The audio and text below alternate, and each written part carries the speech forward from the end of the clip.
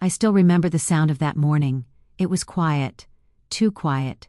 The kind of silence that feels heavy, like it's trying to tell you something long before life actually says the words aloud. I woke up with a strange feeling in my chest, as if someone had gently pressed a hand over my heart. Nothing hurt, but something felt wrong. Something felt different. I brushed it off at first. I thought maybe it was just one of those mornings where the world feels a little slower, a little colder, but I didn't know that this would be the day my brother walked away from me without a word. If someone had told me years ago that silence, not anger, not shouting, not a fight, just silence, would become the wall between us, I would never have believed it. My brother and I grew up almost glued to each other. We were each other's shadows. He never went anywhere without telling me. I never made a decision without asking him. Our bond was simple, natural, and effortless. People envied it, but that morning, something felt off. I walked into the kitchen expecting to see him sitting at the table, drinking tea the way he always did, tapping his fingers softly on the wooden surface while reading the news. But the table was empty. The chair he always used was pushed in. His cup wasn't there.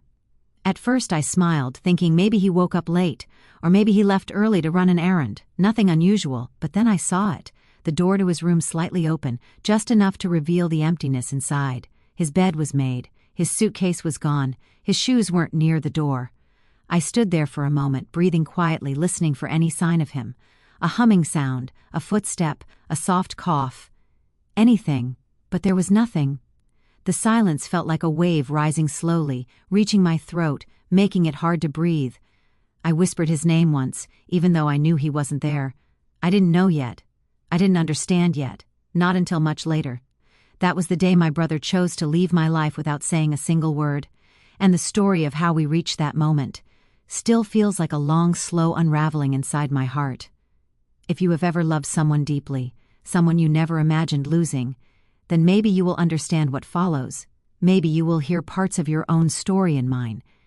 This is not a story of anger, not a story of shouting matches or broken plates. This is a story of silence. A silence so heavy that even now, years later, it echoes inside me. My brother's name is Arman. He is 2 years older than me, though sometimes he acted like he was 8 years older.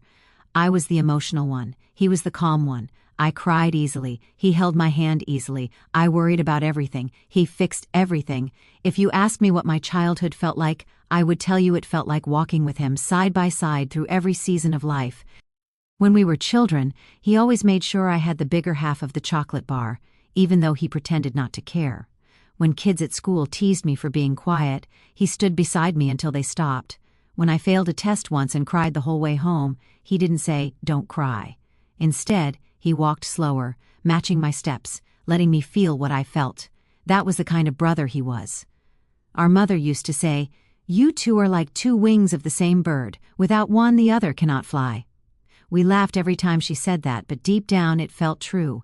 As we grew older, life became more complicated. He started working. I got busy with college. We still talked, but the world around us grew louder. Responsibilities grew heavier. Some days passed without long conversations, but the bond remained untouched. Or so I thought. Looking back now, I see small things that I missed. Moments where his smile didn't reach his eyes, times when he walked into the house quietly, as if carrying something too heavy for words, nights when he sat alone in the living room long after everyone else had gone to sleep. But at that time, I didn't ask, I didn't push.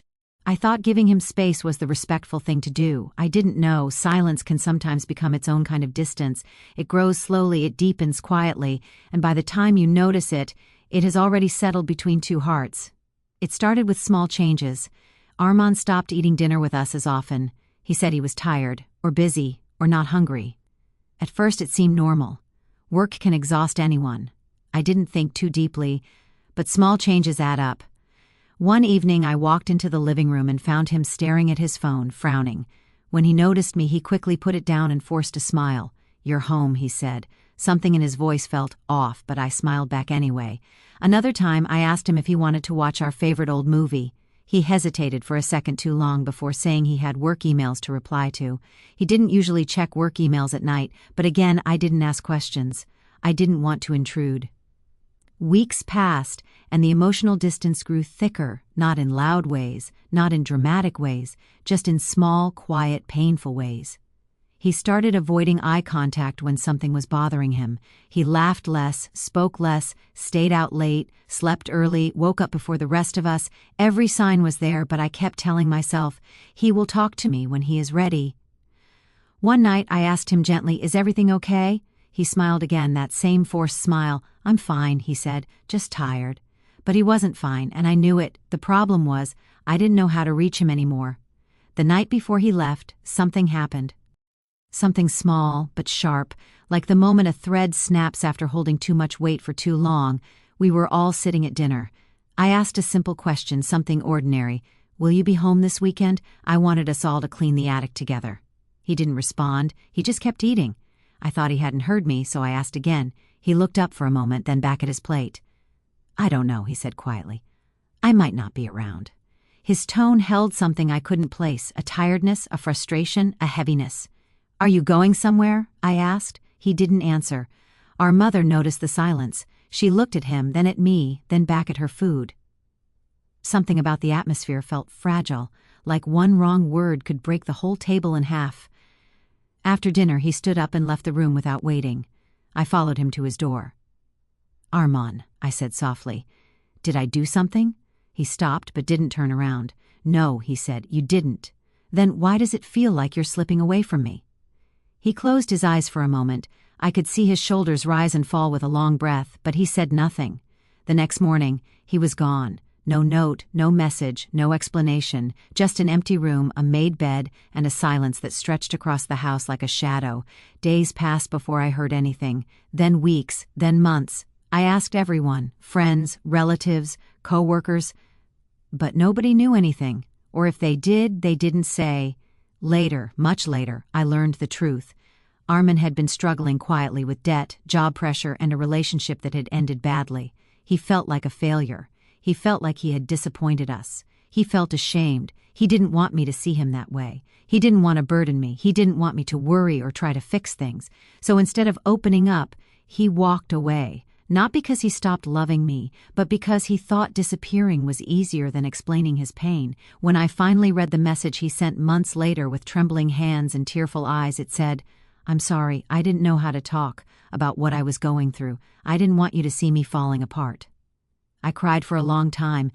I apologized for not asking harder, for not reaching deeper, for not seeing the pain he hid so well. Today, our bond is different.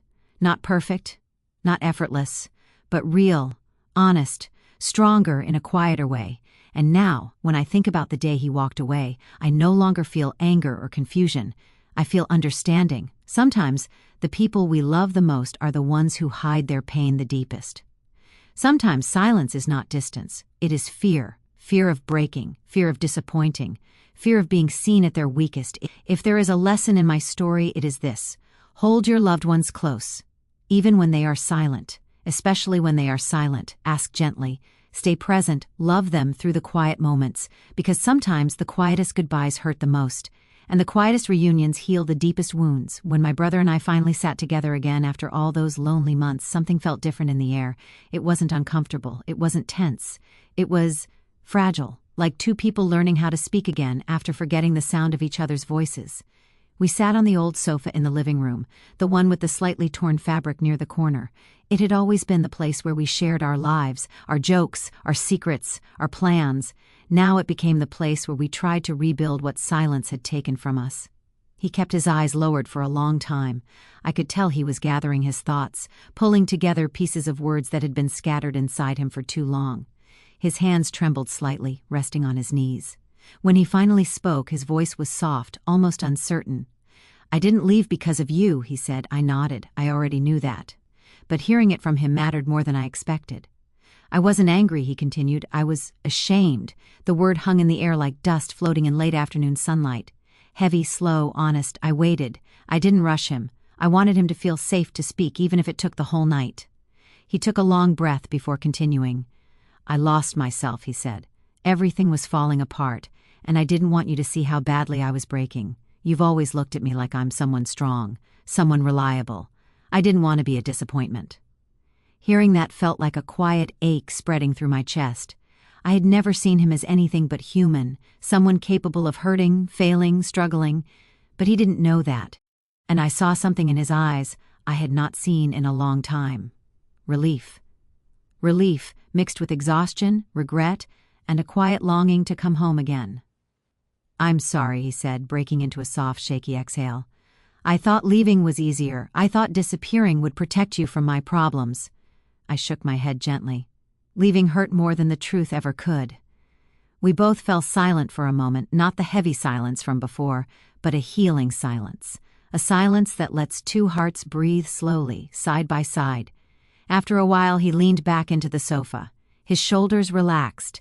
It felt like he was finally letting go of the invisible weight he had been carrying for so long. I watched him quietly, realizing how much he had gone through without letting anyone in. "How did you manage?" I asked softly, not out of curiosity, but out of care. He stared at the ceiling for a moment before answering. "I didn't manage," he said. "Some days I couldn't sleep, some days I couldn't eat. There were mornings when I didn't want to get out of bed. I was drowning, but I didn't know how to call for help." I felt tears rise in my eyes, but I blinked them back. He didn't need my sadness. He needed my presence. "You could have called me," I whispered. "Even if you had no words, even if all you could do was breathe, I would have been there." He gave a small, sad smile. "I know that now." The clock on the wall ticked quietly. The house around us felt warmer than it had in months. It was as though his return had brought the missing heartbeat back into the walls. We talked for hours that night. He told me about the job that collapsed beneath him, the debt he fell into trying to fix things on his own, the relationship that left him feeling worthless, the nights he spent staring at the ceiling wishing life felt easier. He spoke slowly, as if each word was a small confession he had held inside for too long. I listened. I didn't interrupt. I didn't judge. I simply let him unwrap his pain at his own pace. At one point he said quietly, "The hardest part was knowing you were here and choosing not to tell you." I reached out and placed my hand over his. It felt cold at first, as if loneliness had been sitting in his skin, but slowly it warmed beneath my touch. "You're here now," I said. "That's what matters." He nodded, and for the first time in a long while the tension in his jaw softened. Before he went to sleep that night, he paused at the doorway of his old room. The same room he left so quietly months before. "It feels strange," he admitted, "like I'm stepping into a life I abandoned." I walked up behind him and said gently, "It's okay. Rooms don't hold grudges." He smiled, really smiled this time, and stepped inside. I watched him stand there, looking around slowly, taking in the familiar shelves, the faded poster on the wall, the small desk by the window. It was a moment of quiet reconnection, a moment I knew would stay with him long after the night ended. When he finally lay down to rest, he whispered, "I didn't think I would ever come back." I answered softly, "Some journeys begin only when we return home." The next morning felt different from any morning I had experienced in almost a year. I woke up earlier than usual, not because of an alarm or any noise, but because my heart felt lighter in a way it hadn't for months. The house seemed to breathe again. The walls felt warmer. Even the air felt softer, as if the home itself was relieved that a missing piece had returned. I walked into the kitchen quietly, expecting to find the same emptiness I had grown used to. But instead, I saw him, my brother, sitting at the table with a cup of tea between his hands. He looked up at me slowly, as though unsure whether he was allowed to act normal yet. His eyes had changed, softened by exhaustion but touched with a strange kind of peace. "Good morning," he said gently. His voice sounded different, not weak, not tense, just real. I felt a small smile form on my face. "Good morning." We stood there in silence for a moment, both of us taking in the normalcy of a simple greeting we hadn't shared in so long. I didn't realize how much I missed hearing his voice in the morning, how much I missed small things, the way he held his cup with both hands, the way he stared at the table when deep in thought, the way he hummed quietly under his breath without noticing. He gestured toward the kettle. "I made enough tea for you too, if you want." It was a small thing, but it felt like a bridge forming between us. A soft, quiet bridge. "I'd like that," I said. When I sat down across from him, he looked at me with a kind of careful awareness, as if he was afraid to overstep or say the wrong thing. But he didn't need to worry. I wasn't expecting big conversations or confessions that early in the day. I just wanted him to exist in the same room again, to breathe the same air, to share a moment that didn't need explanation. We drank our tea quietly, The morning sunlight slipped gently across the table, touching the edges of the cups, creating a warm golden glow that made everything feel peaceful. My brother's shoulders slowly relaxed as he sat there. It was the first time I had seen him look even slightly at ease. After a while, he whispered, "I didn't sleep much." I nodded softly. "Your mind must be tired." He gave a half smile. "It's not used to resting." We didn't talk much after that, and we didn't need to. Sometimes healing doesn't begin with deep conversations. Sometimes it begins with sitting across from someone you love and knowing they are finally home. A little while later, our mother entered the kitchen. She froze when she saw him. Her hand trembled slightly as she held the edge of the doorway, as if she wasn't sure whether this moment was real or something she had dreamt. My brother stood up immediately, a habit he had always shown her, but this time he didn't know whether to walk toward her or stay still. His face showed a quiet vulnerability I hadn't seen in years. "Amma," he said, barely above a whisper, her eyes filled with tears instantly. Not dramatic tears, quiet, overwhelmed tears of a mother who had carried worry in her heart for too long. "I thought," she began, her voice breaking, "I thought you were never coming back." He lowered his head, his voice trembling. "I'm sorry." She didn't ask for explanations, she didn't demand answers. She simply walked to him and placed her hand on his cheek the way she did when we were children. "You came home," she said softly. "That is enough for now." He closed his eyes and I could see his chest rise in a deep, shaky breath. That simple touch, that gentle forgiveness seemed to loosen a knot inside him. Our mother turned to make breakfast, wiping her eyes quietly. She didn't speak much, but she didn't need to. Her relief filled the entire room like the smell of warm bread. Later, when we all sat at the table eating together, something strange happened. We weren't laughing, we weren't talking endlessly, but for the first time in a long time, we were a family again. My brother kept looking around the room, taking small glances at the walls, the shelves, the window, as though trying to reconnect with memories buried under months of loneliness. Every now and then, he stole a glance at me too, as if checking to see whether I was really as calm and accepting as I seemed. At one point he said quietly, "I don't know how to adjust back. I don't know where to fit anymore." I shook my head gently. "You don't need to force it, just exist here, the rest will come." He stared down at his plate for a moment, then whispered, "Thank you for not giving up on me." I didn't know what to say, so I said the simplest truth. I never could. The day went on slowly. He spent hours cleaning his room, not because it was dirty, but because he was trying to reclaim space he once abandoned. I passed by his doorway several times, watching him quietly sort through old shirts, forgotten notebooks, and small childhood items he never threw away. I saw him pause occasionally, holding something with a faraway look in his eyes, a small paper airplane, an old wristwatch, a drawing we made together when we were young. Every object seemed to pull a memory out of him. Once he looked up and saw me standing at the doorway. "You remember this?" he asked, holding the paper airplane. I smiled. "You made that for me when I was scared to sleep alone." He let out a soft breath, something between a laugh and a sigh. "You kept it all these years?" "You kept it," I said gently. "I just never touched your things." He stared at the folded paper in his hand for a long moment, then whispered, "I shouldn't have left." I shook my head. "You needed time. You needed space. I just wish you didn't face it alone." His eyes softened. "Me too." We shared a long, quiet look, a look that said everything words couldn't.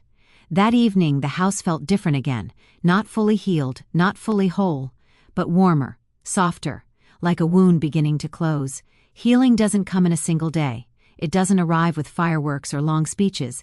It arrives slowly, through shared tea, gentle greetings, hesitant smiles, and quiet apologies. And that was the beginning of ours.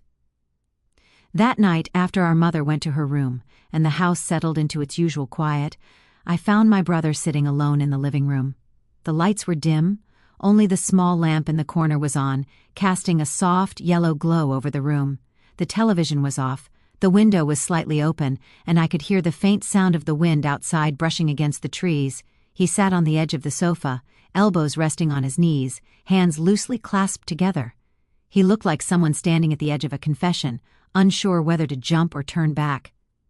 I stood there for a moment, watching him from the doorway. In that moment, he didn't look like the older brother who always knew what to do. He looked like a fragile version of himself, human, tired, uncertain. "Can I sit?" I asked softly. He looked up, as if pulled out of a deep thought, and nodded. "Of course." I sat beside him, leaving a small space between us. Not out of distance, but out of respect. I didn't want him to feel crowded. I wanted him to choose how close he wanted to be. For a while, we said nothing. The ticking clock in the hallway felt louder than usual, marking each second as if it were asking us both, "Well, will you speak?" He broke the silence first. "Do you remember," he said slowly, "the last time we sat in this room together before I left?" His question took me by surprise. I thought back. I tried to trace my mind over the days before he disappeared. There were so many small scenes blurred by emotion. "I'm not sure," I admitted. He nodded as if he expected that. "It was late," he said. "You had just come back from meeting your friends. I was sitting right here." I tried again to remember. A vague image appeared in my mind, me walking in, placing my bag on the table, seeing him on the sofa. "You asked me," he continued, "are you okay? You look tired." I remembered now. I remembered the way he didn't meet my eyes. I remembered the way he said he was fine. "I told you I was just busy," he said. "But the truth is, that night I had just lost my job." My breath caught for a second. "You had already lost it then?" I asked softly. He nodded. "They let me go that afternoon. I walked around the city for hours before coming home. I didn't know how to tell you. I didn't know how to tell anyone. I felt like I had failed. My heart hurt for him. I had been here, in this same house, while he was carrying that secret alone. I sat here," he continued, "hoping someone would notice, hoping someone would ask the right question. Not 'are you okay?' but 'you're not okay, are you? Talk to me.' I wanted someone to insist." He let out a soft, self-conscious laugh. "But I also didn't want anyone to see me weak. It was strange. I wanted help and I didn't want it at the same time." "I understand," I said gently. "Sometimes we want to be rescued and invisible at the same time." He looked at me with gratitude in his eyes, as if happy that I didn't judge him for the contradiction. "That night," he said, "after you went to your room, I heard you talking on the phone." My mind flashed back again. I had been speaking with a friend. I remembered that. I tried to recall what I had said. His voice lowered slightly as though touching a delicate memory. "You said," he whispered, "sometimes I feel like I'm the only one trying to hold this family together." My heart sank. I remembered those words now. I remembered saying them carelessly, not thinking anyone else was listening.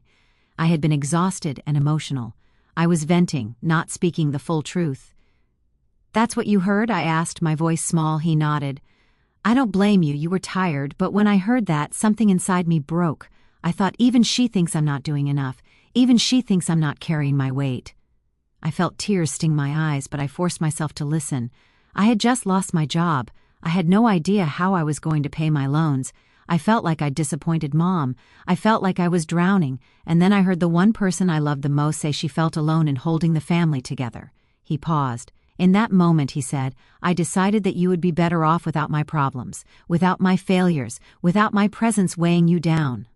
I swallowed hard, my throat tight. "I didn't mean it like that," I whispered. "I was talking about life, responsibilities, not about you personally. I was just tired." "I know," he said gently. "Now I know. But in that moment, everything inside me turned those words into evidence. Evidence that I didn't belong, that I wasn't enough." A tear slipped down my cheek. "I wish I could take those words back," I said. "If I had known you heard them, if I had known what you went through that day." He shook his head softly. "It's not your fault. It was my own mind that twisted them. I was in a dark place, and everything I heard turned into proof that I was a burden." He leaned back against the sofa and stared at the ceiling for a moment. "You know what's strange?" he said quietly. "I kept waiting for someone to ask me to stay, not with words, just with insistence. But everyone was busy. Everyone had their own worries, and I convinced myself that disappearing was the kindest thing I could do." I felt a deep ache in my chest.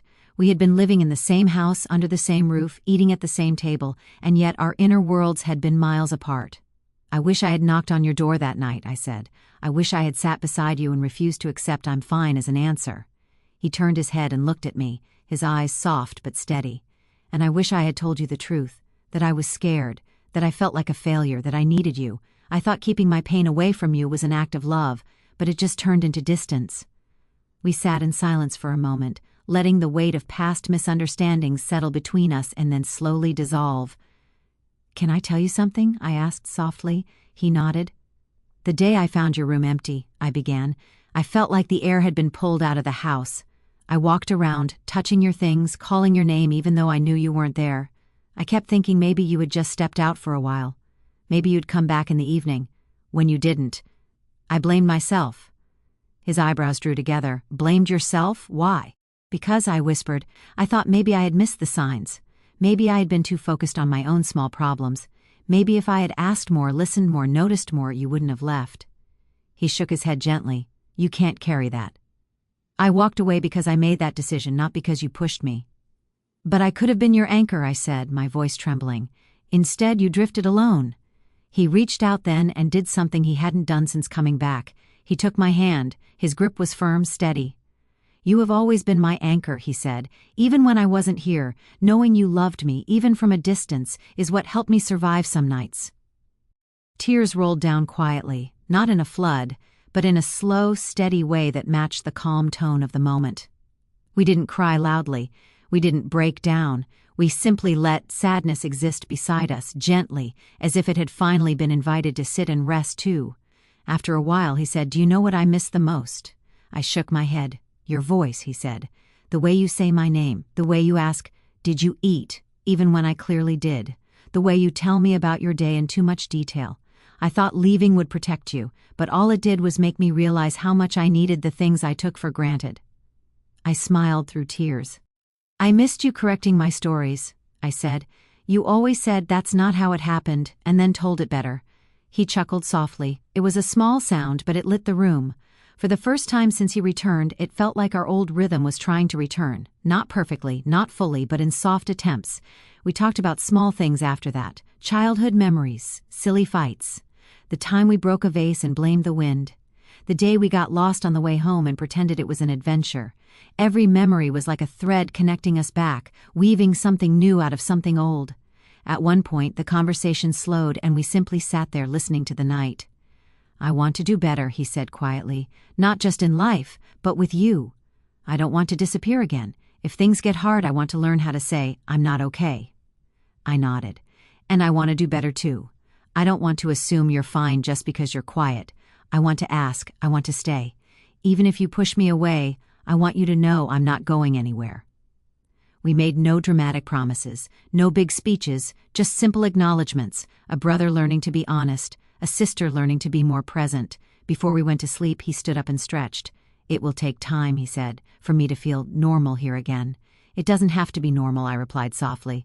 "It just has to be real." He smiled, a small, grateful smile. "Real," he repeated. "I think I can do real." As he walked toward his room, he paused and looked back at me. "Thank you," he said. "For what?" I asked. "For opening the door when I finally knocked, even after I left without a word." I looked at him and answered from the deepest place in my heart. "I never closed it." Then he went to his room and I sat alone in the living room for a few more minutes, listening to the quiet. But this time the silence didn't feel heavy. It felt peaceful, like a pause between two chapters, not an ending, a gentle, hopeful beginning. The following days moved gently, like soft waves touching the shore. Nothing dramatic happened, nothing sudden, but small, quiet changes filled the house, changes so subtle that if you weren't paying attention you might have missed them. My brother started waking up earlier, not out of anxiety but out of intention. He would stand by the kitchen window with his tea, watching the morning light stretch across the sky. There was something peaceful about the way he breathed in the cool air, as though he was relearning how to exist in stillness. One morning, as I entered the kitchen, he looked at me and said, "I made breakfast today." It was a simple plate of toast and eggs, slightly uneven, a little overcooked on the edges. But to me, it was perfect. Not because of how it tasted, but because it came from effort, an effort to return, to belong, to show care again. I smiled at him. "You didn't have to." "I wanted to," he replied quietly. We sat down together and ate in a comfortable silence. It felt like a small table that had once been covered in distance was now slowly filling with warmth again. Later, when our mother joined us, she looked at him with a softness that only mothers possess. She fussed over him in small ways, refilling his cup even when it was still half full, asking whether he slept well, reminding him to take vitamins. He accepted her care this time. He didn't pull away or look embarrassed. He let her mother him, and that was a healing in itself. That afternoon I found him standing at the entrance of the garden in the backyard. The sunlight rested gently on his shoulders as he stared at the soil where our father once planted flowers. The garden had grown wild in recent months, a little untended, a little overgrown. He turned his head slightly when he heard me approach. "Dad used to trim this every weekend," he said. I nodded. He did. My brother crouched down and picked up a handful of dry leaves. He let them fall slowly to the ground, watching them scatter. "Do you ever feel like the garden looks like us?" he asked, a quiet smile tugging at the corner of his lips. "What do you mean?" I asked. He gestured at the uneven branches, the faded petals. A little messy, a little neglected, but still alive. I felt my chest warm with both sadness and tenderness. "Maybe," I said softly, "but gardens can grow again." He nodded, a thoughtful expression crossing his face. "Yes, they can." He stood up and brushed dirt from his hands. "Let's fix it," he said suddenly, "together." I looked at him, surprised. "Right now?" He shrugged lightly. "Why not? Sometimes you have to clean something outside to feel cleaner inside." And so, without planning or overthinking, we began working on the garden. We spent hours pulling out weeds, trimming the bushes, clearing dried leaves that had collected in corners, rediscovering patches of ground that hadn't seen sunlight in months. The more we worked, the lighter the air felt between us. We didn't need to talk much. The shared task did the talking for us. Every so often, he would look at me and smile faintly, as if rediscovering the comfort of my company. At one point, he found a small wooden stick, an old plant marker with our father's handwriting on it. He held it gently, brushing dirt off the faded letters. "He always wrote so neatly," he said. I leaned closer. "He did." My brother stared at the marker for a long moment. "I used to think he was disappointed in me." I looked at him in surprise. "Disappointed? Why would you think that?" He shrugged, keeping his eyes on the stick. "He expected a lot. And I expected a lot from myself. When I failed, it felt like I was failing him too." "You're wrong," I said softly. "He trusted you. That's different from expecting perfection. He always believed you would find your way." My brother swallowed hard, blinking slowly as emotions tugged at the quietest parts of him. "I wish he were here," he said, voice trembling. "Not to fix anything, just to be here." I touched his arm gently. "He would be proud of you for coming back." He didn't respond right away, but I saw the way his shoulders relaxed, as though the weight of his guilt was loosening, even just a little. As the sun began to set, painting the sky in soft orange and pink, our mother came outside. Her eyes widened at the sight of the garden, tidier, brighter, touched by care. "You two did all this?" she asked, her voice filled with gentle amazement. My brother looked at me, then back at her. "We worked on it together," he said. She placed her hand over her heart. "Your father would have loved this." My brother's jaw tightened for a moment, but then he smiled softly. That night after dinner, he came to my room. He knocked lightly, the way he always used to. "Are you busy?" he asked. "No," I replied. "Come in." He stepped inside and sat on the edge of my bed, looking thoughtful, as if holding something he wasn't sure how to say. "I've been thinking a lot," he began. "About everything, about leaving, about coming back, about the choices I made." I nodded, encouraging him to continue. "I know I can't erase the pain I caused," he said quietly, "but I want to understand how to rebuild trust with you, not by pretending nothing happened, not by rushing things. I just want to learn how to be your brother again." His honesty hit me in a way I wasn't prepared for. "You never stopped being my brother," I said softly. "You were lost. That doesn't erase who you are." He looked down at his hands. "I was scared you would look at me differently." "I did," I admitted, "but not in the way you think. I looked at you with worry, with hope, with longing." Before he left my room, he turned around and said, "Every day I want to be better than the day I left. I want you to see me try." "I already do," I whispered. He smiled, a tender, real smile, and left the room quietly. As I sat there afterward, I realized something important. Healing doesn't happen in grand gestures or dramatic confrontations. It happens in moments like these. Gentle, patient, honest moments. Moments where two people choose to understand each other instead of judging. Moments where love speaks softly but clearly. And for the first time since he returned, I felt something I hadn't allowed myself to feel fully. Hope. Not fragile hope, but steady hope. Hope that our bond would not just return, but grow stronger than before. The next week brought a gentle rhythm into the house. My brother moved slowly through his days, as if relearning how to be part of our world again. Every step he took seemed thoughtful, almost cautious, like someone walking on ground that once broke beneath him. He helped our mother with chores. He fixed the light in the hallway that had been flickering for months. He organized old drawers, cleaned forgotten corners, repaired a broken photo frame, but even as he moved around the house, a part of him remained quiet, not distant, just unsure, as if he was waiting to see whether he truly deserved to be back. One morning I noticed him sitting at the dining table with his laptop open. His posture was stiff, his fingers hovering above the keyboard but not moving. I recognized that stillness, the kind of tension that hides itself in the shoulders and jaw. I approached slowly. "Looking for work again?" He nodded without looking up. "Trying to." "How does it feel?" I asked gently. He hesitated before answering. "Like I'm trying to lift something heavier than I remember. I used to apply with confidence, now I hesitate." I understood. Returning to life after falling isn't immediate. The world feels bigger. The self feels smaller. Confidence becomes a fragile thing you touch carefully, afraid it might crumble again. "You don't have to rush," I said softly. He sighed. "If I don't rush, I'll drown in regret. If I do rush, I'll drown in pressure. I don't know which one is worse." I sat beside him. "Maybe you don't need to swim yet. Maybe just dipping your feet is enough." He gave a faint smile at my attempt to lighten the moment, but his eyes remained troubled. He clicked through job listings half-heartedly, scrolling without purpose. It was clear his mind wasn't ready to take the step forward yet. Later that afternoon, something changed. He received a call, a number he didn't recognize. He froze. His hand hovered over the phone as it rang. Once, twice, 3 times.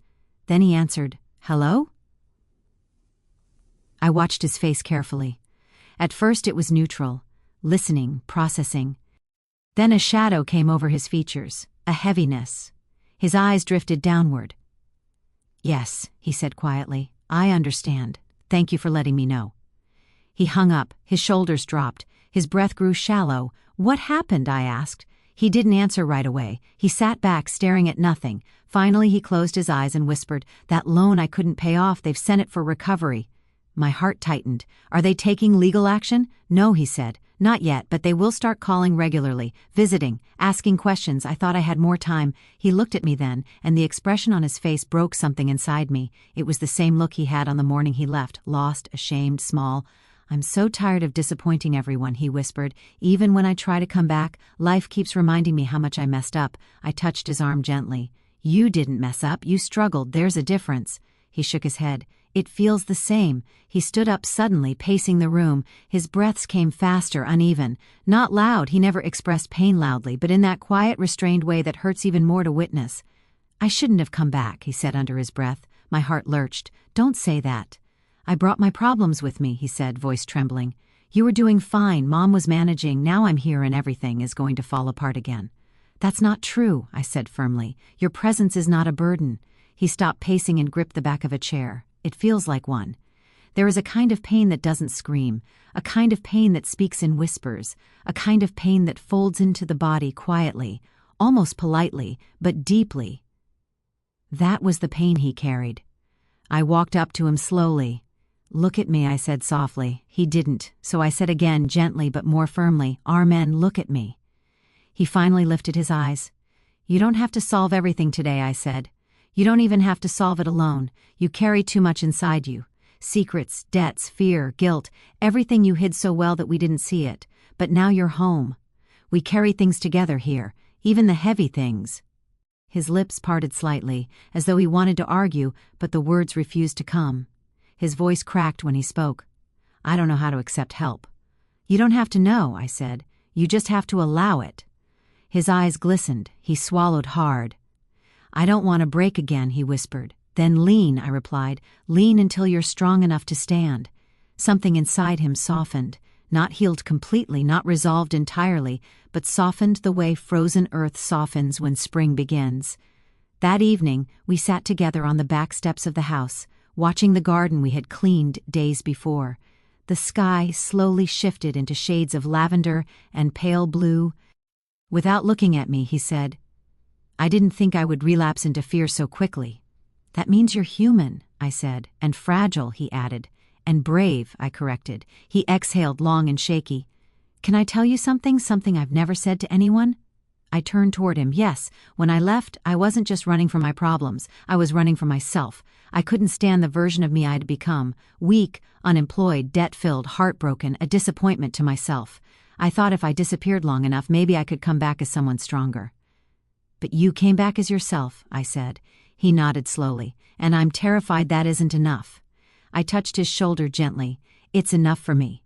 He closed his eyes, letting those words wash over him, soothing the raw edges of his self-doubt. After a long silence, he whispered, I want to learn how to live again. And I'll be here, I said, every step. He opened his eyes and looked at the garden. You know, he said softly, we trimmed all the weeds, but some roots are still deep. They'll grow back if we don't keep tending to them. I followed his gaze and nodded. We'll tend to them together. He smiled, a soft, tired smile, but real, more real than any smile I'd seen from him in a long time, and in that moment I realized something important. Healing isn't the removal of pain. Healing is learning how to live with pain without letting it control you. Healing is choosing connection over isolation. Healing is returning to the places you once ran from, and finding that you are still loved there. That night, when we went inside, he whispered before going to his room, Thank you for not letting me fall this time. I smiled gently. You're not falling, you're learning how to stand again. He walked to his room, and for the first time he closed the door, not out of distance but out of peace. Later that night, long after the house had quieted and the lights were turned off one by one, I found myself unable to sleep. Something in my heart felt unsettled, not in a painful way but in the way you feel when you know someone you love is still awake with thoughts too heavy to carry alone. I walked quietly down the hallway, my feet brushing softly against the cool floor. A faint light glowed from under my brother's door. Not bright, just a soft flickering warmth, like the glow of a small lamp. I hesitated. I didn't want to disturb him, but something pulled me forward, so I knocked gently. There was a small pause before he said, Come in. I opened the door slowly. He was sitting on the floor beside his bed, his back against the wall, knees pulled close. His lamp was on the lowest setting, casting a soft golden shadow across his face. He looked tired, not in the way exhaustion looks, but in the way emotions can drain a person until their eyes dim slightly. Couldn't sleep, I asked softly. He shook his head. Not really. I walked in and sat on the floor across from him. The room felt warm, quiet, safe, like a place where truths could finally rest without fear. For a moment, neither of us spoke. Then he took a deep breath, his voice almost trembling as he said, There's something I've never told anyone. I waited. I didn't push. I simply let him gather the words he had spent months, maybe years, avoiding.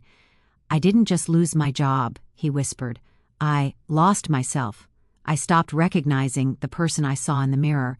I felt like every day I was slipping further away from the life I thought I would have. He looked down at his hands, twisting them slowly. I kept pretending everything was fine. I kept showing up to work with a fake smile. I kept telling Mom not to worry. I kept telling myself I was strong enough. But inside, his voice cracked slightly. Inside, I was falling apart. I leaned forward, giving him my full attention. You know what scared me most? He continued. What? I whispered. That one morning, I woke up and didn't feel anything. Not sadness, not hope, not fear, just nothing. I stared at the ceiling for hours, unable to move. It felt like someone had stolen the colors from my world. My heart clenched. I had not known the depth of his suffering. That's why I left, he said quietly. It wasn't the job, it wasn't the debt, it wasn't the failure, it was the emptiness. I thought if I stayed, that emptiness would spill onto you, onto Mom, and I didn't want to poison the house with my darkness. He ran his hands over his face, letting out a shaky exhale. I used to be strong, he whispered, almost as if speaking to himself. I used to take care of everyone. How did I become someone who needed saving? A tear slipped down his cheek, quietly, almost apologetically, as though he felt he had no right to cry. I moved closer, not touching him yet, just close enough for him to feel that I wasn't going anywhere. You didn't become weak, I said softly. You became human, and sometimes being human hurts more than anyone admits. He swallowed hard, another tear falling. I hate crying, he muttered, wiping his face roughly. You don't have to hide tears from me, I replied. Not ever. He shook his head, frustrated with himself. I don't want you to think I'm broken. You're not broken, I said. You're tired. There's a difference. He let out a breath that sounded like years of holding everything in. And then, slowly, hesitantly, he allowed himself to cry. Not loudly, not dramatically, just a quiet, heartbreaking release, the kind of crying someone does when they finally stop carrying the world alone. I moved closer still and placed my hand on his arm. He didn't pull away. Instead, he leaned slightly toward me, not fully, not all at once, but enough to let me know he needed the closeness. After a long moment, he whispered, "Do you ever think less of me now?" "Never," I said immediately. "If anything, I think more of you, because you survived something most people never talk about." He looked up at me with red, tired eyes. "I thought disappearing made me strong," he said, "but all it did was make me lonely." I nodded gently. "Strength isn't walking away, strength is staying and letting yourself be seen." He closed his eyes and let my words settle inside him. After a while, he spoke again, softly, vulnerably. "Do you know what scared me the most when I left?" "What?" I asked. "That you would forget me," he whispered, "that you'd move on with your life and never need me again." My breath caught. I felt tears rise in my own eyes. "I could never forget you," I said. "Not in 1 year, not in 10, not in a lifetime." His lips trembled and he lowered his head. "I needed to hear that," he whispered. We sat there in silence, the kind of silence that heals instead of hurts. After a long while, I reached beside me and picked up something from his drawer, an old photograph. The two of us as children, standing in the backyard, dirt on our hands, smiles wide and wild. He stared at it for a long moment. "I miss them," he said quietly. "Who?" I asked. "The versions of us who didn't know pain yet." I nodded. "But the versions of us now, they know strength." He looked at me, eyes softening. "You've always been wise." "I've had to be," I teased softly. "Someone had to guide you." He chuckled, a soft, tired chuckle, but it warmed the entire room. "You know," he said, "I used to think you needed me, but maybe I needed you more." I smiled gently. "We've always needed each other, just in different ways." He nodded, accepting this truth with a kind of quiet gratitude. After a moment, he whispered, "Can I ask one more thing? Anything. When it gets hard again, when I feel myself slipping, will you remind me that I'm not alone?" I placed my hand over his. "I will remind you every single time," I said, "even before you feel the slip." His eyes softened, filling with a light I had not seen in a long time. "Thank you," he said, "for loving me even when I stopped loving myself." I squeezed his hand gently. "That's what siblings do," I replied. "We hold each other through the storms." He breathed out slowly, finally letting the weight fall from his shoulders. For the first time, he looked lighter, still wounded but healing, still scared but supported, still hurting but hopeful. That night, before I left his room, he whispered, "I think I'm ready to start over." I smiled softly. "And I'll be right here," I said. "Every step of your beginning." He nodded, letting peace settle into him at last. When I walked out and closed the door behind me, I didn't feel the old ache anymore. I felt something else, a quiet certainty that love, when given gently, can rebuild even the most fragile hearts. The next morning began quietly, but something felt different in the air. My brother seemed more awake, more present, as if the late-night confession had cleared a small corner of his mind, not healed it, but opened a window inside him that had long been shut. When he came into the kitchen, he gave a soft smile, gentle, almost shy, and said, "Good morning." It was the kind of greeting that carried meaning beneath it, a greeting that said, "I'm trying," a greeting that said, "Thank you for last night," a greeting that said, "Maybe I can begin again." My mother, who was slicing fruit at the counter, looked at him with a warmth she had been holding quietly for months. She did not say much, but the way she placed an extra piece of apple on his plate spoke for her. Mothers have a way of expressing love in silence that the rest of us never truly master. After breakfast, he approached me with a hesitant expression. "I think I want to go outside today," he said. "Outside?" I asked. He nodded slowly. "Just for a walk, to see the neighborhood again. I've been hiding for too long." There was a certain bravery in his voice, the kind that comes from someone who has been afraid for a long time but chooses courage anyway. Not loud courage, not dramatic courage, quiet courage, the hardest kind. "That sounds good," I said. We left the house together, stepping into the soft morning air. The sun was warm but not hot, and the streets were gentle with early movement, children walking to school, a shopkeeper sweeping his front step, an old man reading a newspaper by his gate. But my brother walked with caution. His steps were steady, but his eyes darted from one place to another, as if scanning the world for danger that wasn't there anymore. At one point, a neighbor waved at us, and my brother froze. It wasn't a freeze of fear, more like a moment of self-doubt, as if he wondered whether people still recognized him, whether they remembered the version of him he had tried to bury. The neighbor smiled warmly, though, and said, "It's been a while. Good to see you, Beta." My brother managed a small nod. "Good to see you, too." But after the neighbor walked away, he let out a breath he had been holding. "This is harder than I thought," he admitted quietly. "You're doing well," I reassured him. He shook his head slightly. "I feel like everyone knows, like my mistakes are written on my face." "They aren't," I said. "People see you the way you show yourself now, not the way you were at your lowest." We kept walking, slow steps, small breaths, quiet courage. When we reached the small park near our childhood home, a place we once ran through barefoot, laughing until our lungs hurt, my brother stopped. Children were playing on the swings. A young couple sat on a bench holding hands. 2 older men played chess under a tree. Life moved around us so effortlessly, and he stood there, still and uncertain. "I used to love this place," he said softly. "You still can," I replied. He gave a faint smile. But the moment didn't stay easy. A man approached us, someone who had worked with my brother years ago. He was friendly and cheerful, unaware of the tremor this encounter stirred inside my brother. "Armin, it's been ages. Haven't seen you at the office." My brother stiffened, his throat tightening. I left the company," he said quietly. The man nodded casually. "I heard there were some downsizing issues, tough times, but I'm sure you'll bounce back soon." But the word downsizing hit my brother like a stone. He nodded quickly, forcing a tiny smile, but I could see the panic rising in his eyes. That one word reminded him of the humiliation he carried, the shame, the quiet suffering. The man left after a minute, unaware of the emotional earthquake he had stirred. My brother immediately sat down on a bench, his breath uneven. "I shouldn't have come out," he said, staring at the ground. "It's okay," I said gently, sitting beside him. "No," he whispered, his voice tight. "Being here, seeing people, hearing that, it brought everything back. All the things I tried to forget.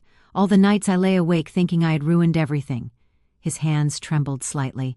"I thought I was getting better," he whispered, "but it feels like one conversation can pull me right back into the darkness." I placed my hand on his back. "Healing isn't straight. Some days feel worse before they feel better, but you're not alone this time." He closed his eyes, a small tear escaping. "I don't want to go back to that place in my mind," he said. "I don't want to drown again." "You won't," I said firmly. "Not while I'm here." He breathed slowly, trying to calm himself, the weight of memory pressing heavily on him. We sat there quietly for several minutes. The world around us moved gently, unaware of the struggle happening on that small park bench. At one point he whispered, "I used to think strength meant never breaking, but now I break so easily." I shook my head. "Strength means breaking and rebuilding, and you're rebuilding." A small, fragile silence settled between us, soft, not suffocating. After a while he said, "Can we go home now?" "Of course." We walked back slowly. His steps were unsteady at first, but as we neared home he relaxed slightly. Home had become a shelter again, not a reminder of his failures. When we entered the house, he sat on the sofa and covered his face with his hands. "I'm sorry," he whispered. "I wanted today to be better." "It was," I said gently, "because you tried." He looked at me with tired, honest eyes. "Do you really think I can get through this?" "Yes," I said, "but not by pretending you're fine, only by letting yourself feel and letting yourself lean on us." He nodded slowly, absorbing my words like sunlight finding its way through a cloudy morning. After a few minutes he said something that caught my heart in a quiet, gentle ache. "You know, I didn't realize how safe your presence feels until I lost it." My throat tightened. "And now?" I asked. He looked down, his voice soft, vulnerable. "Now your presence feels like the only anchor I have left." I reached out and took his hand. "You're not anchored to me," I said. "You're anchored to love. And love doesn't disappear even when you do." For the first time since coming home, he let his head rest on my shoulder. Not heavily, not desperately, but with trust, with surrender, with tired acceptance that he didn't have to carry everything alone. We sat like that for a long time, saying nothing, letting the moment hold us. And slowly, gently, he breathed easier, not healed, not fixed, but held. Sometimes that is enough to begin again. The next few days passed quietly.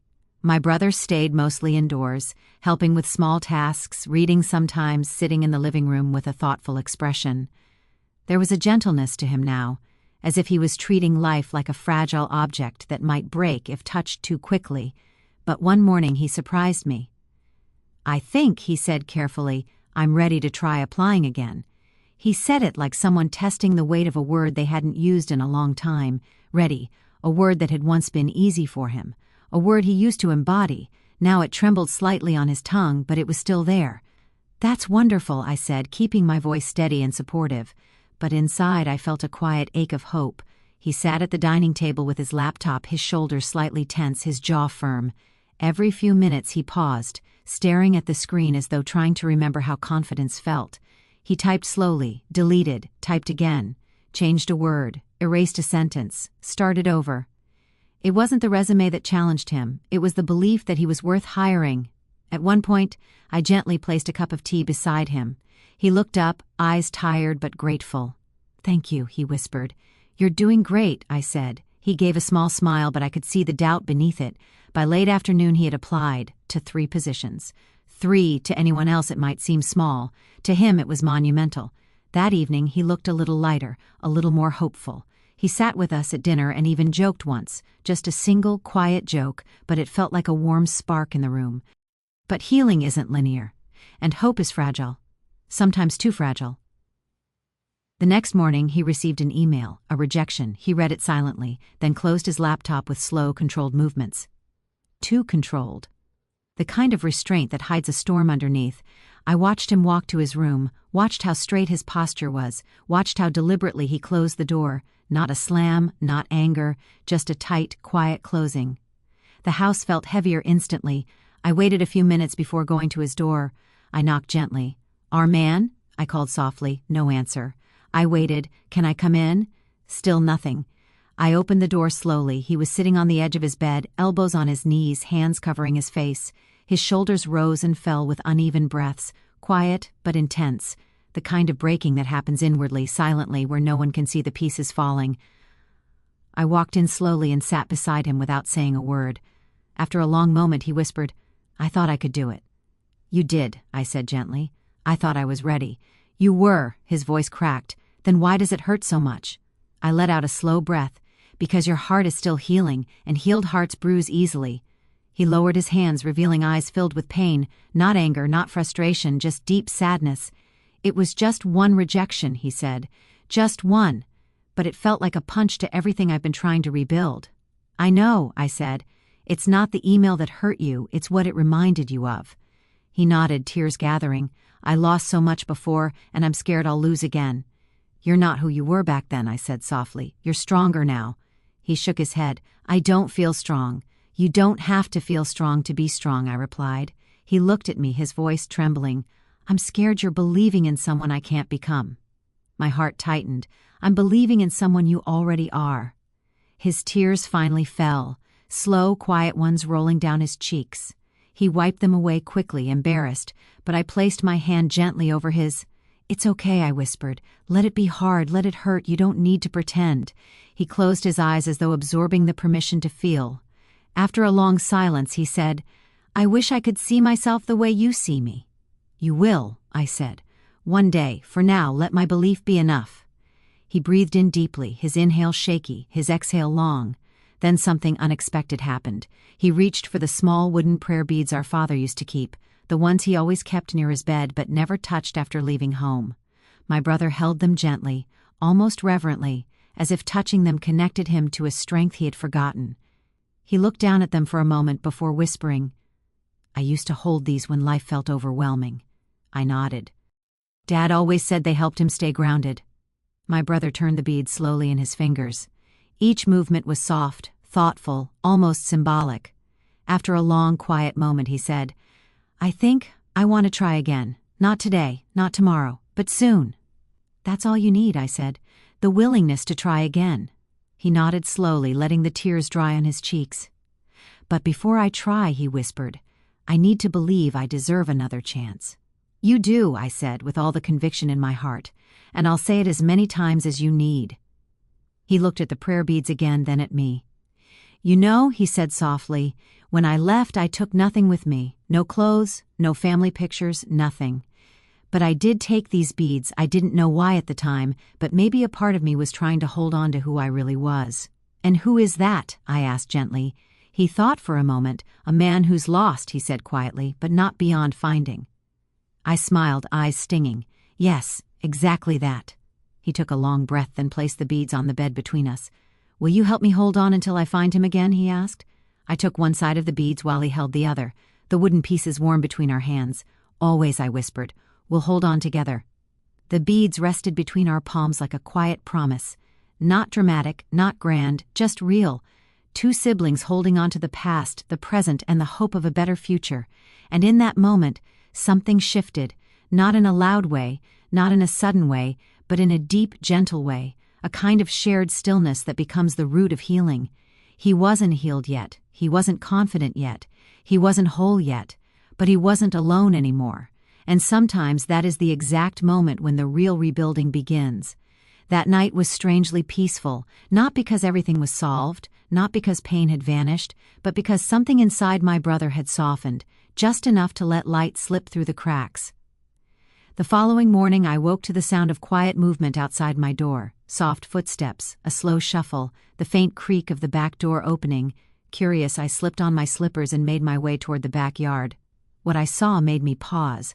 My brother stood in the garden we had cleaned together. The early morning sunlight painted him in a soft golden glow.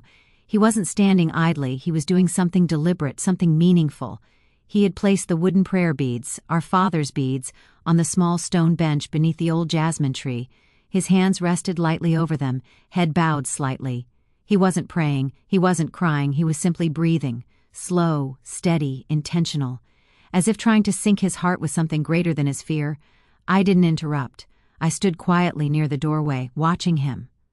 There was a stillness around him I hadn't seen in so long, a stillness that didn't come from emptiness but from clarity.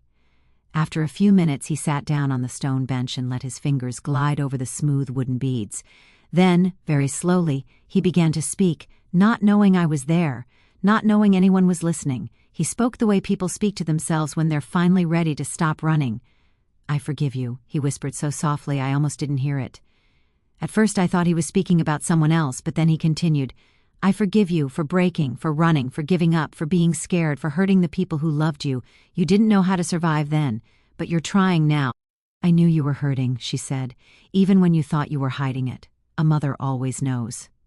"Then why didn't you stop me from leaving?" he whispered. She smiled sadly. "Because a bird must land on its own. If I tried to pull you back before you were ready, you would have flown even farther." He swallowed hard. "I prayed every day that wherever you were safe. Not happy, just safe. I prayed that you would return when your heart softened enough to come home." His voice trembled. "I'm sorry, Ma." She reached out and lifted his chin gently. "Don't apologize for being wounded," she said. "Everyone breaks, but only the brave come back to heal." He blinked, tears welling again. She continued, her voice calm but firm. "You are not weak, you are tired, and tired people don't need judgment, they need rest." He covered his face with his hands, overwhelmed by the truth he had denied himself for too long. My mother placed a hand on his back, steady and warm. "You didn't disappoint me," she said. "You scared me, that's different." He let out a trembling breath. "I was afraid to face you," he admitted. She shook her head gently. "A mother's heart is not a courtroom. It is the only place where you will never need to defend yourself." He broke then, quietly, softly, like a dam finally letting go after holding too much for too long. My mother held him, not tightly, not desperately, just enough. Enough to tell him that he was still hers, enough to tell him that he was forgiven, enough to tell him that home had been waiting patiently, lovingly, endlessly. When their embrace ended, she cupped his face in both hands and said, "You left as a hurting son. You returned as a healing man. That is something to be proud of." He closed his eyes, absorbing every word like sunlight. That evening, the three of us sat together in the living room. No tension, no awkwardness, just peace. The kind of peace that comes after storms, the kind that feels earned, the kind that feels sacred. My brother looked at us both. "I think," he said slowly, "I'm ready to try again tomorrow, just one small step." "Just one," I said, "and if I fall," he whispered, "will you help me stand?" I smiled softly. "We'll help you stand," I said, "every time." My mother nodded, "Every single time." And for the first time, not in weeks, not in months, but in years, my brother's smile reached his eyes. The next morning felt different, subtle but unmistakably changed. There was a calm determination in my brother's movements, not confidence, not yet, but intention. And intention is often the first true sign of healing. He dressed neatly, combed his hair with more care than usual, and sat at the dining table with his laptop. I watched him from the kitchen doorway, the way someone watches a person take their first steps after an injury. quietly, supportively, holding breath without realizing. He opened his email, scrolled, stopped. "I think I'll apply to another job today," he said, almost quietly to himself. "That's wonderful," I replied softly. He nodded. "Just one. I don't want to overwhelm myself." "That's smart," I said. He inhaled slowly and began typing. There was something different about him this time. The tension in his shoulders still existed, but it didn't dominate him. His fingers still hesitated, but they didn't freeze. His breath still hitched, but he didn't retreat. He was trying again, trying softly, trying cautiously, trying bravely. Halfway through writing a cover letter, he paused and rubbed the back of his neck. "This is harder than I remember," he said with a weak laugh. "Most meaningful things are," I replied. He smiled, tight but real. By lunchtime he finished 2 applications. 2, he looked exhausted afterward, as if each sentence he wrote had required emotional muscle he hadn't used in months. But he also looked lighter, as if hope wasn't a stranger anymore, just a hesitant acquaintance slowly becoming familiar again. Later that afternoon, our mother asked him to go with her to the nearby store, a normal task, so ordinary that most people wouldn't think twice about it, but for him, leaving the house again, especially for something involving other people, was not simple. It was an act of quiet bravery. "Will you go with me?" our mother asked gently. My brother hesitated. His eyes flickered with uncertainty, the shadow of yesterday's panic lingering in the background. But after a moment he nodded. "Okay," he said, "I'll try." They left together. I watched from the window as they walked down the street. He kept his head slightly lowered at first, then gradually lifted it as they moved farther away. My mother walked beside him, not fast, not slow, just at the pace he needed. Sometimes we don't realize how healing it is just to walk beside someone we trust. They were gone for almost an hour. When they returned, my brother looked tired but not broken. His steps were slower and he exhaled in relief when he entered the house, but there was a subtle sense of accomplishment in his posture. "How was it?" I asked. He shrugged lightly. "Strange, a little overwhelming, but I managed." "That's huge," I said. He gave a faint smile, though his eyes revealed how much effort it had taken, but just when the day seemed like it would end positively, something happened. My brother went to the kitchen to help unpack the groceries. He was handing our mother a bag of rice when an envelope slipped out, an envelope addressed to him. He froze upon seeing it. "What's that?" I asked. He didn't answer. He slowly bent down and picked up the envelope, his fingers trembling slightly. The return address printed on it made his face pale. It was from the loan agency. Again, the reminder, the weight, the past he was trying to move away from. My heart sank. He stared at the envelope for a long moment, his breathing growing uneven. Maybe you shouldn't open it right now," I suggested gently. But he opened it anyway. The letter inside wasn't cruel, but it was firm. Another request for payment, another reminder of what he owed, another shadow of the fear he lived through before he left. His shoulders sank, his grip loosened. The letter fell to the table. "I can't outrun this," he whispered. "No matter how hard I try, it keeps following me." My mother placed a hand on his back. "We will figure it out together." He shook his head, stepping away as if ashamed to be touched. "No," he whispered. "It's my mess. It's our life," she said gently, "and in this house we don't walk alone." He looked torn between wanting to believe her and wanting to isolate himself again. "I was doing better today," he said, voice cracking. "Just for a moment I felt like I could breathe, and now it's like I'm right back where I started." "You're not," I said. "You're just overwhelmed. That doesn't erase progress." He closed his eyes tightly. "It feels like I'm sinking again." I walked up to him slowly. "You're not sinking," I whispered. "You're learning how to swim in deeper waters." His chest rose and fell rapidly as he fought back tears. "What if I fail again?" he asked. "What if I disappoint you both all over?" My mother shook her head. "You are not a disappointment. Not then, not now, not ever." He opened his eyes, desperate and wounded. "Then why does it feel like I'm dragging everyone down?" "You're not," I said, stepping closer. "You're just tired, and tired people shouldn't walk alone." He let out a shaky breath. "I wish I could believe that." "You will," I said. "Not all at once, but slowly." He looked down at the letter again, his past staring at him, unrelenting. Then something unexpected happened. He took a deep breath, a slow, deliberate breath, and he folded the letter, not with panic, not with despair, but with intention. He placed it on the counter and whispered, "I won't run this time." My heart tightened. "I'll face it," he said. "I don't know how, I don't know when, but I won't disappear again." My mother's eyes filled with quiet tears. "That's all we ask. He sat down slowly, as if the weight of the moment had drained him. "I'm scared," he admitted. "So be scared," I said, "and do it anyway." He looked at me, really looked, and something in his eyes changed, not confidence, not certainty, but clarity. "I don't want to be the person who ran away," he whispered. "I want to be someone I'm proud of again." "You will be," I said softly. "You already are." He lowered his head, tears falling silently onto the table, but they weren't tears of despair this time. They were tears of release, of acknowledgement, of a man choosing to stand even while trembling. After a long moment, he wiped his face and said, "Tomorrow, let's make a plan, together." I nodded. Together.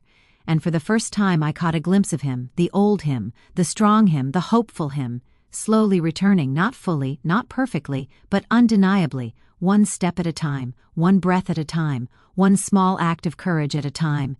The next day arrived with a gentleness that felt almost unreal, soft sunlight filtering through the curtains, a quiet breeze brushing against the windows, the familiar sounds of morning settling into the house like a warm blanket. My brother sat at the dining table, a notebook open in front of him. His posture was straighter than usual. His hands still trembled slightly, but there was determination in the way he held his pen. Not forced determination, but the kind that grows from knowing you cannot return to the darkness you once came from. "I think," he said softly, "it's time I stop reacting to my problems and start planning for them." It was a calm sentence, but to me it felt like a declaration. Small, steady, but brave. I sat beside him. "All right," I said, "let's make a plan." He nodded slowly, taking a breath. "First," he murmured, "I need to organize everything. The loan details, the deadlines, the numbers. I've been running from them so long that they've become monsters in my head." "Most fear grows in the dark," I said gently. "Once you look at it, it becomes smaller." He gave a faint smile. "I hope so." We spent the next hour going through papers, writing things down, organizing what once felt overwhelming. And slowly, something shifted. He wasn't breaking down. He wasn't panicking. He wasn't retreating. He was facing. I watched him carefully as he read through each document. His eyes still filled with discomfort, but there was also strength, quiet strength, the kind that comes after surviving something heavy. After a long pause, he placed a paper down and said, "I thought this would destroy me, but seeing it clearly, it's not as impossible as I imagined." "That's because you're not alone this time," I said. He nodded. "I think that's the biggest difference." Later that afternoon, he stood staring at the small shelf in the living room, the one filled with old family memories. There were framed photos, letters, little handmade items, and small things our father had cherished. My brother reached for something at the back of the shelf, something wrapped in a cloth, something we had not touched since our father passed. When he unwrapped it, I felt my breath catch. It was our father's old pocket watch, silver. Worn at the edges, still beautiful in its quiet way. Our father used to carry it everywhere, on walks, to work, even around the house. After he passed, the watch stayed on that shelf untouched, like a relic of a time we weren't ready to revisit. My brother held it gently, the metal gleaming faintly in the afternoon light. "I haven't looked at this in years," he said quietly. I walked closer. "He loved that watch." My brother nodded. He said it reminded him that time is never the enemy, only our fear of it. He turned the watch over in his palm. "I think I was afraid of time," he whispered. "Afraid of how much of it I wasted, afraid of what it revealed, afraid of what it demanded from me." "And now?" I asked. He looked at the watch again, his voice softening. "Now, I want to start using time instead of running from it." He opened the watch slowly. The soft ticking inside was faint but steady, as if time itself had been waiting patiently for him to return to it. He ran his thumb over the engraved initials on the back, our father's initials, a reminder of strength, a reminder of presence, a reminder that some things stay with us even when people don't. Suddenly, my brother looked at me with a seriousness that felt almost spiritual. "Do you think," he asked, "that Dad would be disappointed in me?" The question broke something inside me, because I knew how long it had lived in his heart. "No," I said firmly, "not for a single second." Tears gathered in the corners of his eyes. "He always believed in me," he whispered, "even when I didn't believe in myself." "And he would still believe in you now," I said softly, "because you're trying, and trying is the bravest thing a person can do." He closed the watch slowly and held it to his chest for a moment, not out of sadness but out of connection. Then something remarkable happened. He took a step toward the shelf and placed the watch back, carefully, deliberately. "I'm ready to move forward," he said. I don't want to live in the past anymore." His voice trembled slightly, but the strength inside it was undeniable. Placing the watch back was symbolic. It wasn't rejection, it wasn't forgetting, it was acceptance that the past shapes us, but does not have to hold us. Later that evening he surprised me again. He came to my room, quiet knock, soft step, and said, "I want to go back to the park tomorrow." I raised my eyebrows. "Are you sure?" He nodded. "I need to. Last time I left because fear hit me. If I don't go back, that fear will own me." I felt a deep pride rise inside me. "We'll go together." He exhaled, relieved. "Thank you," he whispered, "for every step you walk with me, even the hard ones." I smiled softly. "We're siblings. Hard steps are still steps we take side by side." His expression softened into something peaceful, something healing. "You know," he said, leaning lightly against the doorway, "I didn't think I'd ever see myself like this again. Calm, hopeful, wanting a future." "And now?" I asked. "And now," he whispered, "I feel like I'm slowly coming back to the person I lost." "You're not coming back," I corrected gently. "You're becoming someone stronger." He lowered his gaze, touched by the words. "I hope so," he whispered. I walked to him and placed my hand on his arm. "I know so." He swallowed hard, emotion rising quietly, and in that moment, I saw it, the shift, the transformation, a flicker of the old spark behind his eyes, mixed with a new kind of strength. Gentle, grounded, hard-earned. He wasn't fully healed. He wasn't fully confident. He wasn't fully steady, but he was rising, slowly, deliberately, beautifully, and sometimes that's all a heart needs to begin again. The next morning arrived with a soft coolness in the air. A pale, early sunlight touched the edges of the curtains, creating a warm golden glow across the house. My brother stood near the dining table with a small cup of tea, turning it slowly in his hands as if gathering the courage he'd need for the day. He looked steady, but I could see the hesitation beneath the surface. Courage doesn't erase fear, it just walks beside it. "You ready?" I asked quietly. He nodded. "As ready as I'll ever be." We walked to the park together. The city was just waking up, shop shutters lifting, bikes being unlocked, a few children running down the street with school bags bouncing behind them. My brother kept close to me, not out of dependence, but because he was relearning how to exist around people again. When we reached the park, he stopped at the entrance. Last time, he'd sat on a bench, overwhelmed by the ghosts of his own failures.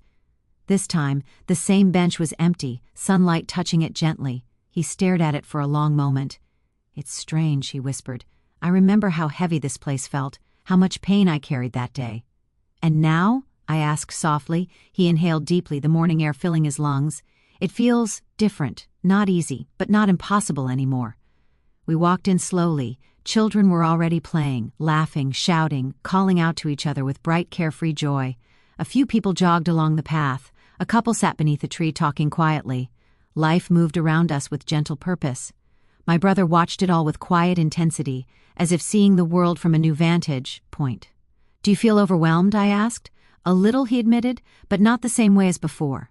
We sat on a bench away from the crowd. The sunlight warmed our faces. A breeze passed through the leaves above us, creating soft, rustling sounds, almost like nature whispering encouragement. After a while he said, "I spent so many months believing I didn't deserve a place in the world." His voice was calm, but the words held a deep ache. "I thought I had messed up too much, failed too many times, lost too many chances. I convinced myself that the world had moved on without me." He paused, watching a little girl chase a butterfly with pure delight. "Seeing people live," he whispered, "used to make me feel left behind, but today," he paused again as if surprised by his own thought, "today it feels like maybe I can join life again, not as who I used to be, but as whoever I'm becoming." I felt my chest warm with a quiet, emotional joy. "You're allowed to join life," I said gently. "The world didn't close its doors on you. You closed them on yourself, and now you're opening them again." He looked down at his hands, thoughtful. "I think the hardest part wasn't losing the job," he said slowly. "It wasn't the debt. It wasn't even the heartbreak. The hardest part was losing myself, losing the voice inside me that told me I was enough." He swallowed, his voice becoming softer. "When that voice disappeared, I disappeared with it." I nodded, my heart heavy and tender at the same time. "But the voice didn't disappear," I said quietly. "It was buried under fear, under exhaustion, under loneliness, and now, piece by piece, it's coming back." He closed his eyes for a moment. I can almost hear it again.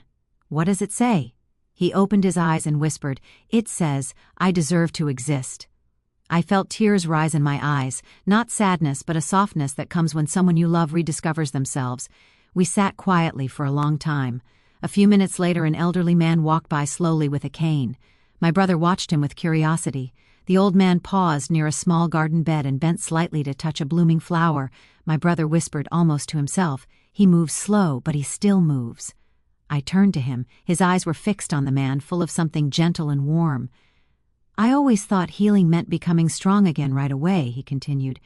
"But maybe healing just means continuing, one slow, steady step at a time." "And maybe slow isn't a weakness," I said softly. "Maybe slow is wisdom." He nodded, absorbing the thought. For a long moment we just sat there watching the world continue. Children, laughing, leaves swaying, people passing by, life happening in gentle rhythms. My brother finally exhaled deeply. "I'm not the same person I was," he said, "and I never will be." His tone wasn't mournful, it was accepting, mature, clear. "And that's okay," I said. He nodded. "Maybe," he whispered, "I'm becoming someone better." My heart warmed. I looked at him carefully, the way he held himself, the softness in his gaze, the steadiness in his breath. "You're becoming someone braver," I said. He laughed softly. "Bravery feels too big a word." "Bravery isn't loud," I said. "It's quiet, like sitting on this bench after being afraid of it, like opening letters you once ran from, like waking up and trying again." He looked at me, and for the first time in a long while his eyes didn't hold fear. They held presence, awareness, life. "I want to live again," he said simply, not dramatically, not loudly, just honestly. "I know," I said, "and you are." He smiled, a warm, steady smile. "You know," he whispered, "I used to think my story ended the day I walked away without a word." "And now?" I asked. "And now I think that was just the middle," he said. "The painful middle, not the end." We both sat in that truth, a quiet truth, a healing truth. He leaned back on the bench, looked up at the sky and whispered, "I think I'm ready to forgive life for not going the way I planned." "And what about forgiving yourself?" I asked gently. He swallowed hard. "That," he said, "might take time." "And time," I replied, "is patient." He breathed out slowly, letting the weight ease from his shoulders. "I want to take the next step," he said, "not because I'm confident, but because I won't let fear decide my future anymore." "What's the next step?" I asked. He smiled softly. "I don't know," he admitted, "but for the first time, not knowing doesn't scare me." The breeze brushed past us again, soft and cool, as if nature itself was acknowledging his shift. A moment later, he turned to me and whispered, "Thank you for staying when I went missing from myself." I squeezed his hand gently. "I never went anywhere," I said. "I was waiting for you to come home to yourself." And in that quiet park, with sunlight warming our skin and life moving gently around us, I realized something. We were slowly approaching the heart of his story, the deeper understanding, the life lesson waiting to be spoken, the emotional closing of the wound that had remained open for far too long, not with noise, not with drama, but with quiet, patient healing. A few days after our visit to the park, something changed in the house. It wasn't big, it wasn't loud, but it was noticeable, like the feeling of fresh air after rain. My brother woke earlier than usual and stepped outside before the sun fully rose. I found him sitting in the backyard with a notebook on his lap, the morning light tracing soft lines across his face. He didn't hear me approach. He was too deep in thought. For a moment I just watched him, his slow breathing, his calm posture, the steadiness in the way he held the pen. There was something peaceful about him, something settled.